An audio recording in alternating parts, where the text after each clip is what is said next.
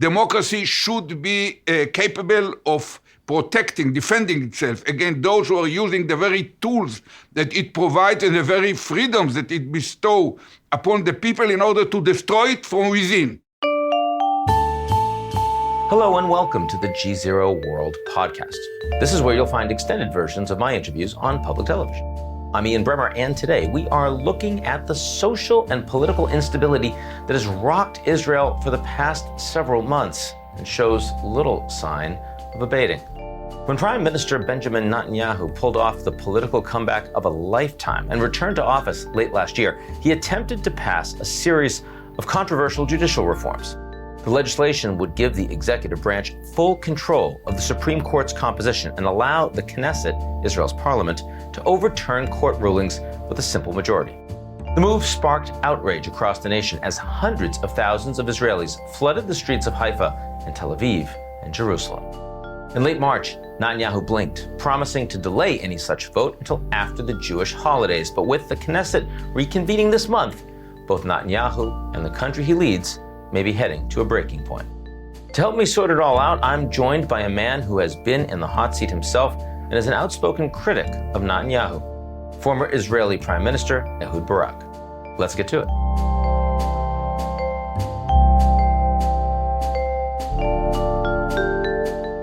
The GZERO World Podcast is brought to you by our founding sponsor, First Republic.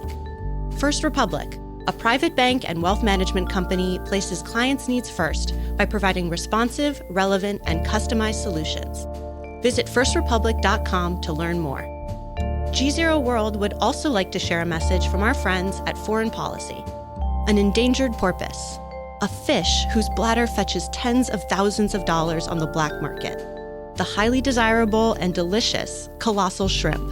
Travel to the Gulf of California on a new season of The Catch, a podcast from Foreign Policy and the Walton Family Foundation. You'll hear about the tension local fishermen face in providing for their families and protecting marine habitats, and your role in returning balance to the environment. Follow and listen to The Catch wherever you get your podcasts.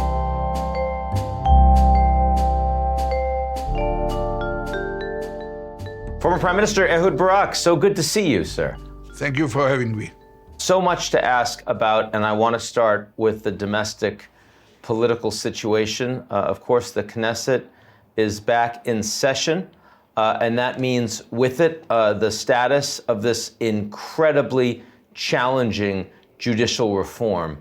And I'm wondering if you can talk to me about where you think that is going politically and the impact it'll have. First of all, I have to make sure that every one of us understand what is this reform.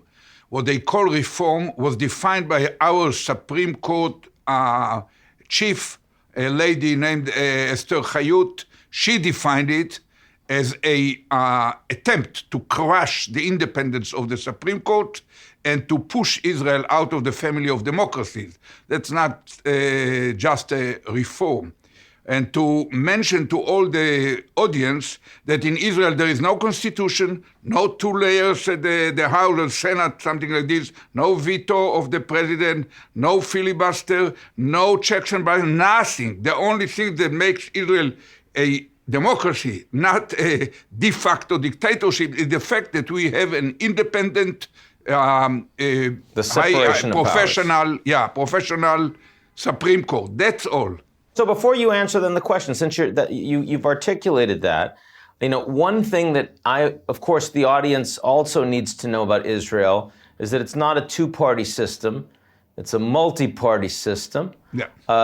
Governments are fairly weak; they're fragmented; they're made up of lots of different parties.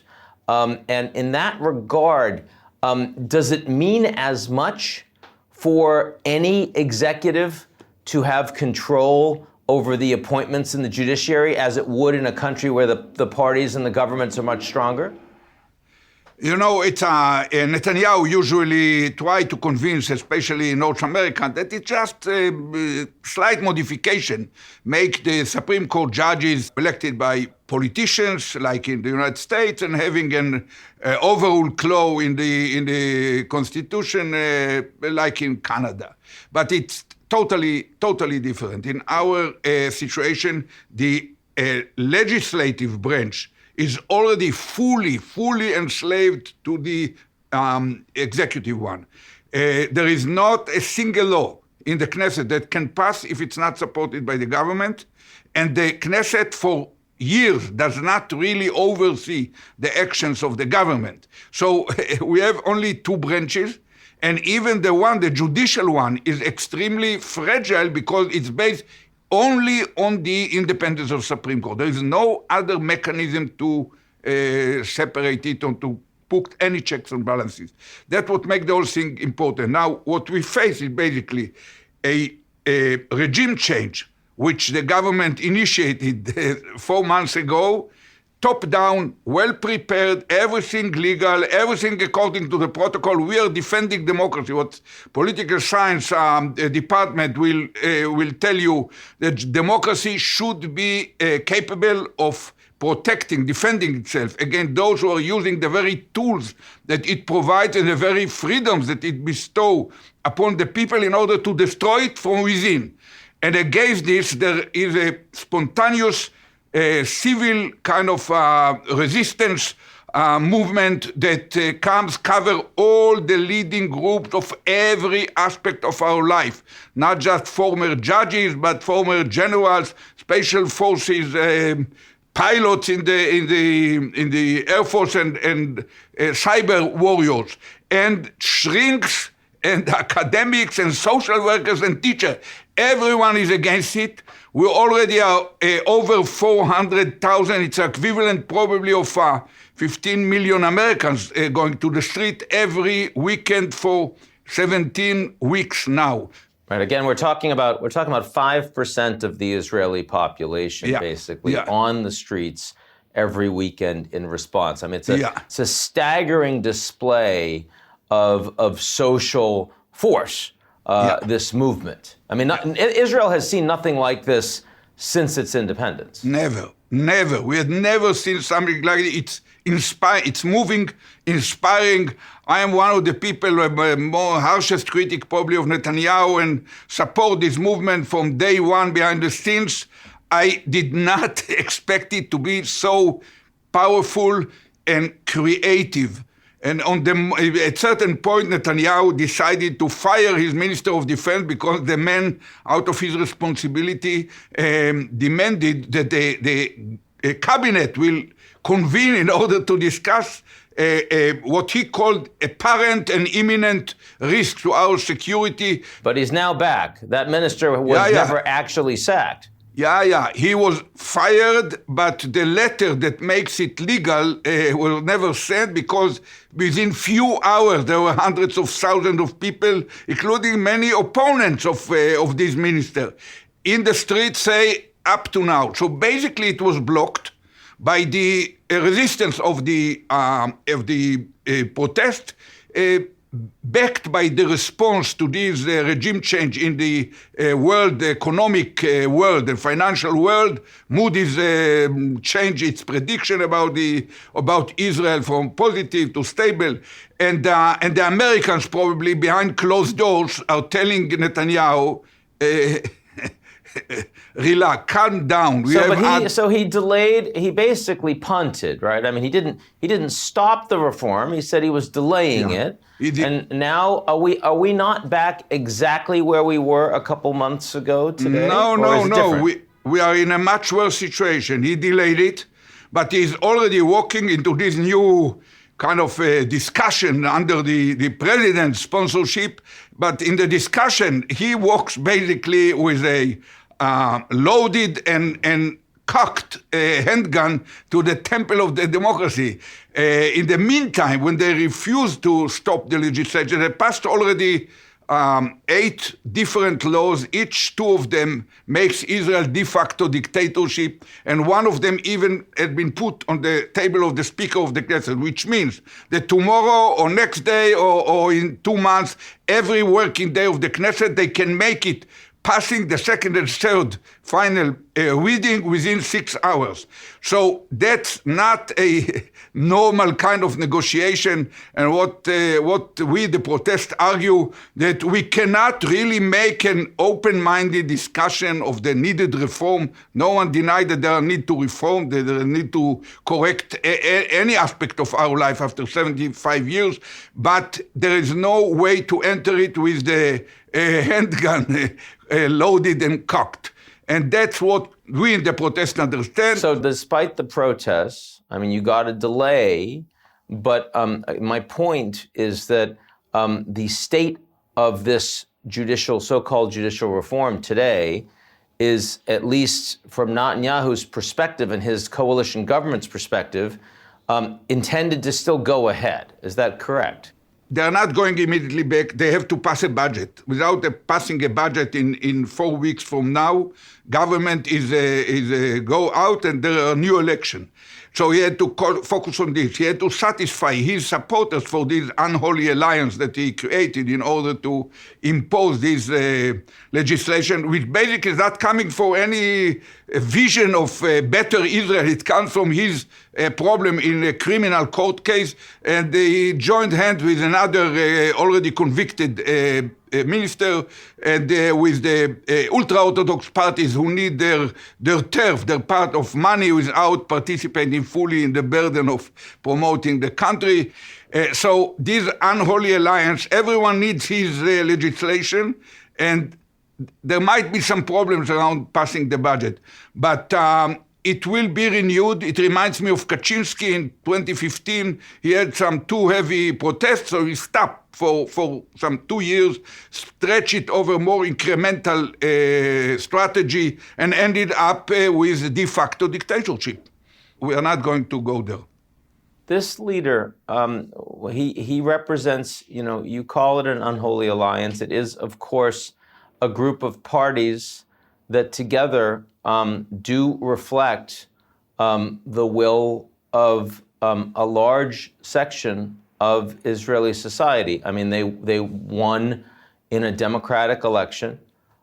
They created a weak but nonetheless legitimate government. How is it that Israel, which has been described by many as the most vibrant democracy in the Middle East, finds itself in a position where this government, not just Netanyahu, but with all the coalition members, are in favor of a reform process that would deeply undermine the very institutions that it stands for? The regime change was basically hidden from the public when we went to the ballots several months ago.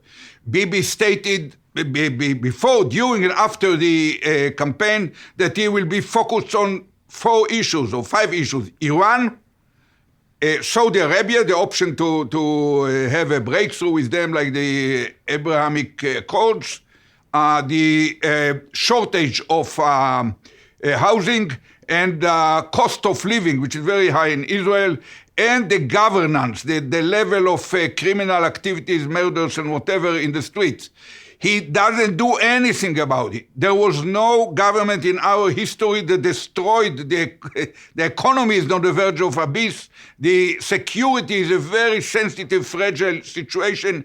The trust between the fighting forces that he needs in order to keep our operational activities between wars, basically vote, no confidence in him and his government. The relationship with the United States deteriorated, and with the Jewish community as well. So there was never such a destruction of value of wealth in 4 months. And so it was a kind of a clever tactic, because you cannot come to the public and tell them, I want to save myself from a criminal court case and I need your support for this. No one will support it. So basically it's a tricky behavior. So I changed somewhat what you said. It's a totally legal government, but it's clearly illegitimate government. The activities is bluntly illegitimate. We say in Hebrew there is a black flag waving over it. I always refer to Max Weber on charisma and the building of institutions. He said that even absolute monarch reigning under grace of heaven have certain invisible limits to his legitimacy.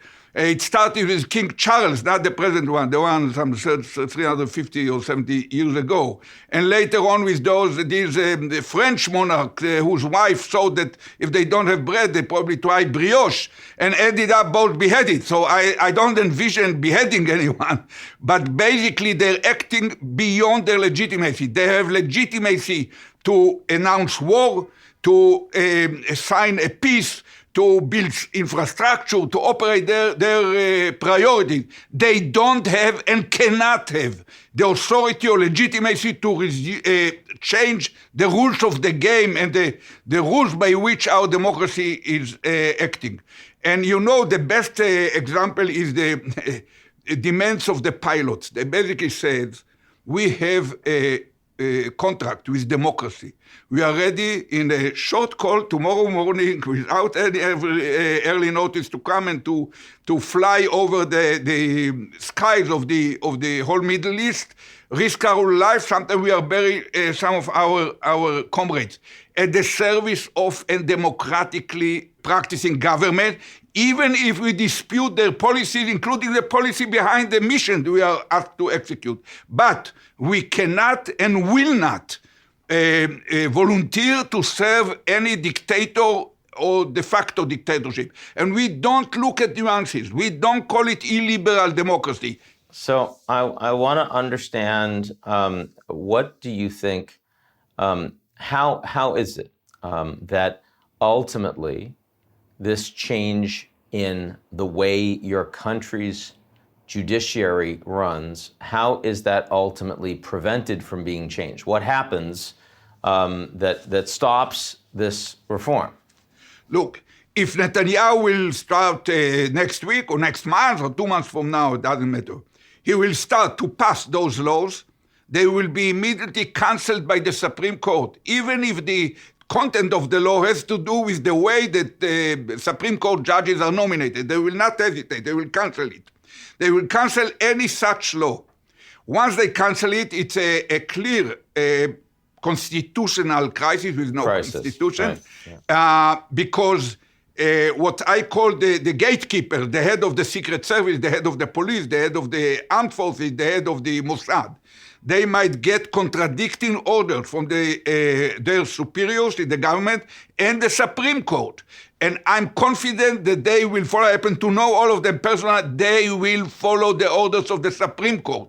So the government will find itself paralyzed by trying to change the regime. And I don't know exactly what way it will develop. I always said the people to look at Mahatma Gandhi or Martin Luther King or the trial of the seven or how Milosevic was deposed. But there is some 11 years ago, 2 ladies at Columbia made a research on civil protest. Disobedience. Yeah, right. No, disobedience and Henry David Thoreau. They made it about civil protest from 1900 to 2006. Hundreds of them. They found the common denominators of those which succeeded. If you can mobilize more than 3.5% of the overall population, which is about 7 or 8% of the adult population, and consistently, tenaciously keep protesting, the government within a year either capitulate or fall. That's exactly what will happen here. Bibi won't be able to turn Israel into the de facto dictatorship. We are not Hungary, we are not Poland, and we learned the lesson from both of them. Yeah, Israel is it's small, it's wealthy, and its people are educated, and they're not complacent.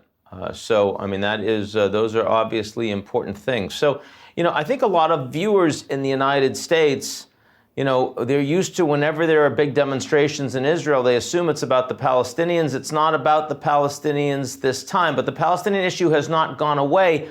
I'm wondering how you think about Israel-Palestine in the context of what is happening right now in Israel's own democracy.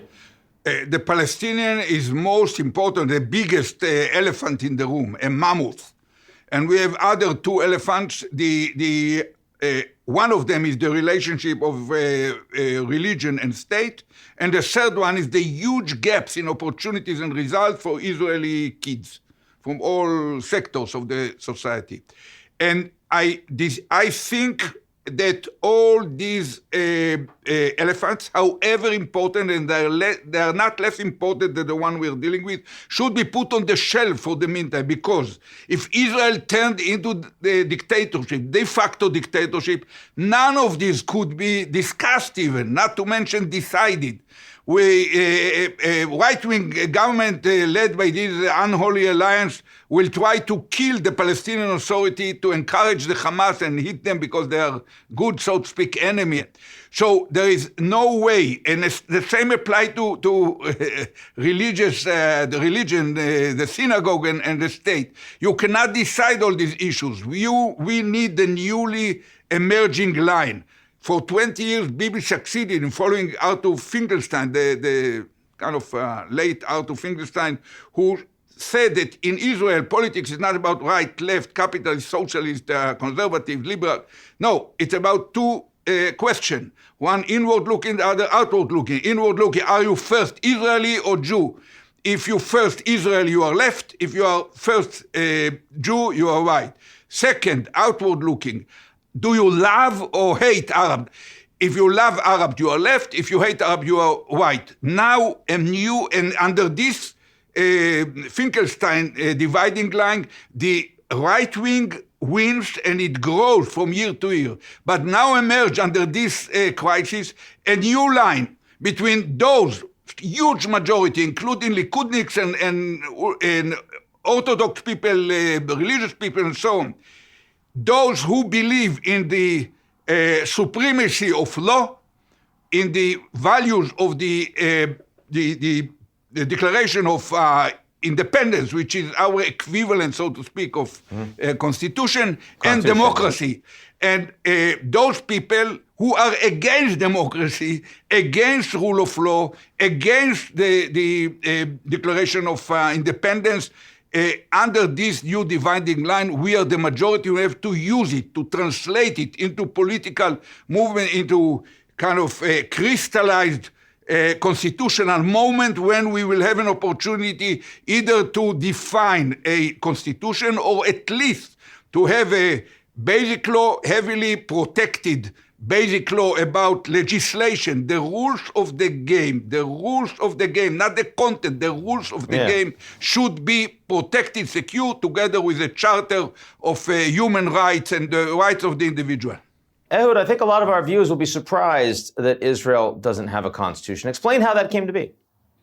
When Israel was established in May 48, announced or declared, Ben-Gurion, the then Prime Minister, he announced that within 5 months until the October of that year, we will complete a kind of writing a constitution by the same body that was called the Knesset.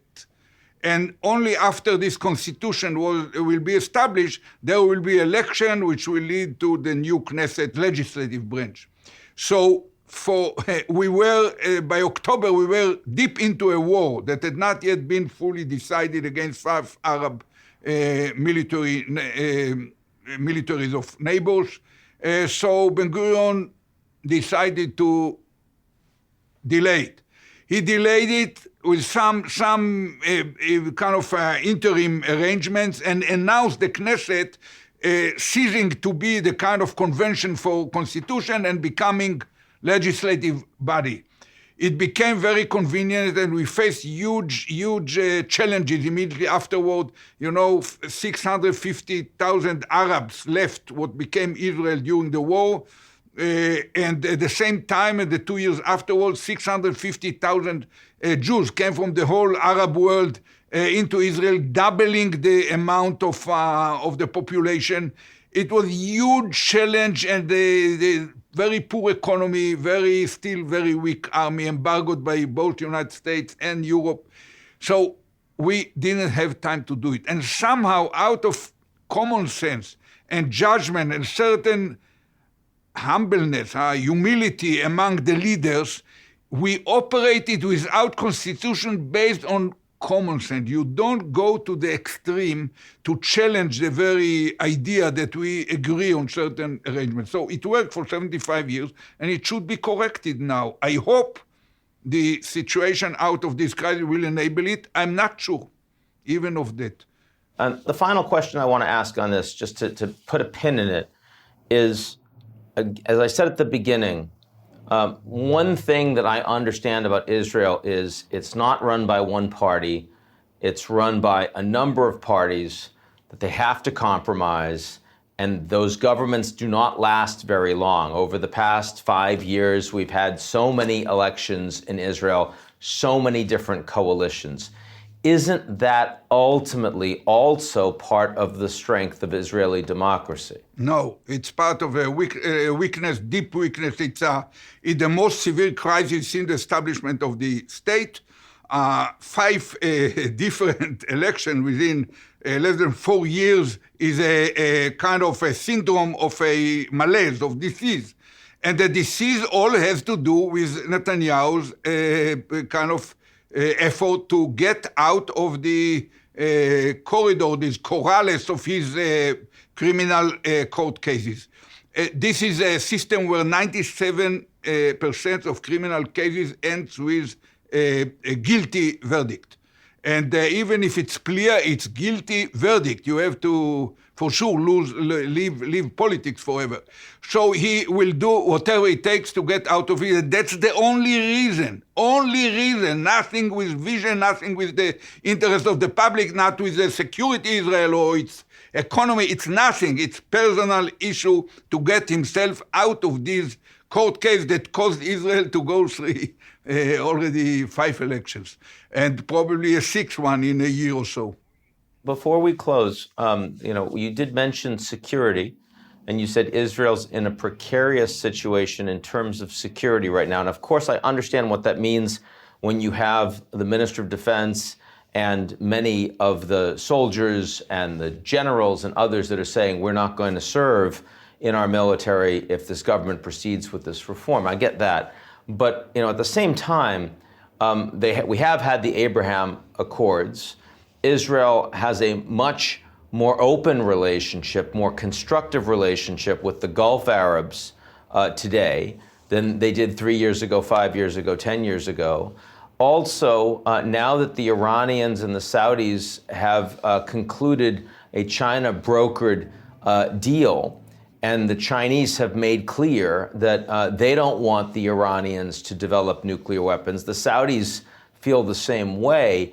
You could argue that Israel's security position in the Middle East, not its security position domestically, but in the Middle East, is actually quite a bit stronger, quite a bit more comfortable than it's been historically. Tell me your thoughts on that, please, Ehud. I think that Israel, until 5 months ago, was exactly as you defined, and it's still the strongest. It's by far the strongest country, 1,000 miles around Jerusalem. We are the strongest militarily, strategically, technologically, economically. We are probably not the biggest economy in the region, but by far the most vibrant one. And if we keep properly the relationship with both sides of the political aisle in the United States, we remain also the strongest diplomatically, because basically the United States provide Israel with safety net in any international forum,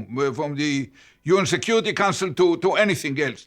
So basically we are stronger and we remain so. But however, the Middle East remains a tough neighborhood, much tougher than the Midwest, for example.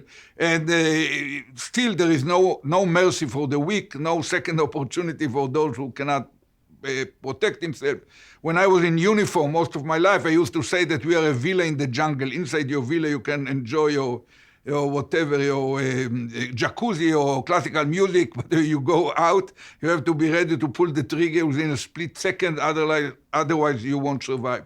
So this is a situation we are strong, but the damage to our security from the behavior of Netanyahu in the last 4 or 5 months is devastating. You know, luckily enough, both the Iranians and the Hezbollah, who are the most the dangerous ones, they both understand that if they will initiate something against Israel right now, we will unite on the spot and first hit them and then come back to our controversies. So they are enjoying the new situation, but they are not intervening in it. Some other rogue elements, small elements, try to make the fire higher around the Temple Mount and the border in Gaza or in Lebanon. But I hope it won't erupt. But having said that, you know, in the last several years, if I think from 2015, the clash that Netanyahu initiated with Obama cost us a lot. It's probably the whole program is too short to go into it, but we lost when he came to Congress to make much stronger. His appearance in the Congress was a kind of appearance over reality, because in reality we had to come to terms with the de facto situation that the President of the United States already decided to establish this agreement. Doesn't matter, it caused a lot of damage, and probably heavier damage was caused by his encouraging of Trump to leave the JCPOA without ever thinking that in spite of their wishes, will or fantasies, you had to prepare a plan B. What happens if Iran, in spite of America leaving it, will decide to come much closer to a nuclear threshold state? And when in 2018, the Iranians were 18 months far from becoming threshold nuclear state. Now they are probably 18 days or probably minus 18 days. Yeah. So last thing I want to ask you, Ehud, Israel just commemorated Memorial Day, and you're one of the most decorated veterans in Israel history. I'm wondering if you can talk just for a moment about what sacrifice means to you, and maybe if you have a story around that that you'd want to share. Look, I spent 36 years in uniform. I lost many friends of mine. In a way, I always feel as an adult that I'm escorted, moving around me. Those guys, I remember they smiled when they were 20 or 30. They were in many ways better than we are. And I always remember Archibald MacLeish, who said, "We gave you our death. It's upon you to give it a meaning. And it's upon us to give a meaning to the huge sacrifice." So we paid a heavy price for deciding to come back to the political arena, third time in our 3.5 millennia history, and we are ready to pay the price. We paid. But when you look at proportions, I just have 2 anecdotes to tell you. We lost in all the Israeli wars 24,000 people. 24,000 people are the number of Jews that in November 43, in 24 hours were executed, went to heaven in Majdanek. 24,000 is the amount of prisoners that were freed out of the Bergen-Belsen concentrated camp. After the breach, the American came there. 24,000 died within 3 weeks from the experience of having 4 years in the camp. So basically, if you look at the proportion, we were in a better situation. And last anecdote. Few weeks before I left office as a prime minister, I was sitting in an inauguration ceremony of new fighter pilots. So they walked there, the cadets who finished, and the next cohort that comes 4 months after them walked in front of us, myself and the commander of the bases or whatever. And I noticed a woman, a young woman, a girl, walking between those cadets. So I asked the commander of the bases, "Who is this woman? what she flies and where is she from. He answered, she is in the next course, she will be inaugurated in 4 months. She is flying F-16. She is one of the 5 best aces in the whole cohort or course. Her name is, she's from a kibbutz in the north called the Warrior of the Ghettos. And her name is Ronnie Zuckerman. It sent shiver into my spine. I told myself, here is all our story in a nutshell. Here I sit, the Prime Minister and the Minister of Defense of independent, strong Israeli, stronger than any neighbor 1,000 miles around. I am the grandchild of helpless and hapless Jews in the ghetto of Warsaw that disappeared there either in Treblinka or by typhus or something else during the war with some of their children. I'm sitting here, and in front of me walking the granddaughters of Antek Zuckerman and Tzivia, who came and fought the Gestapo for 3 weeks during Passover of 43. It's now exactly 8 years after the rebellion. And here I see her, and this young lady, she probably made a barrel roll 30,000 feet into the sky with her F-16 over the kibbutz, named after the warriors of the ghetto that her grandparents established here with other youngsters who kind of fled from the terror after the whole ghetto burnt. Ehud Barak, thanks for joining us today. Thank you. That's it for today's edition of the GZERO World Podcast. Do you like what you heard? Of course you did. Well, why don't you check us out at gzeromedia.com and take a moment to sign up for our newsletter. It's called GZERO Daily.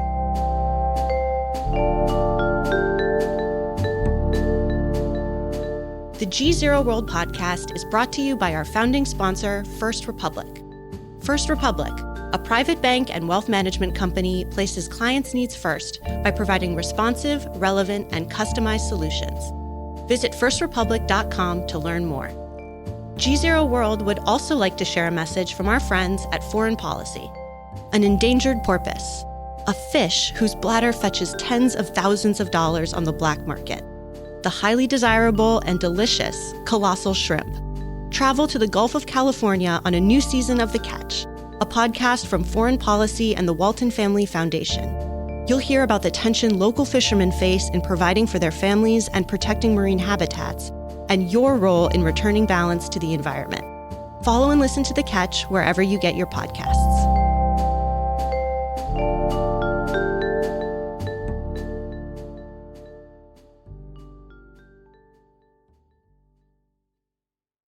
You're listening to the GZERO World with Ian Bremmer podcast, your weekly geopolitical deep dive into the world's biggest news stories, featuring in-depth conversations with global leaders and newsmakers. To get more of GZERO's insights on global politics every morning, sign up for our free newsletter, GZERO Daily, at gzeromedia.com.